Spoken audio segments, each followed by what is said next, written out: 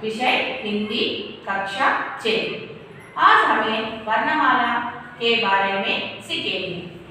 स्वराक्षर अ, आ, इ, उ, ऋ, ए, ऐ, ओ, औ, अम, अः। व्यंजन अक्षर क, ख, ग, घ, ञ, च, छ, ज, झ, ञ, ट, ठ, द, थ, न, त, थ, द, ध, न, प, फ, ब, भ, म, य, र, ल, व, श, श, स, ह, क्ष, त्र, ज्ञ।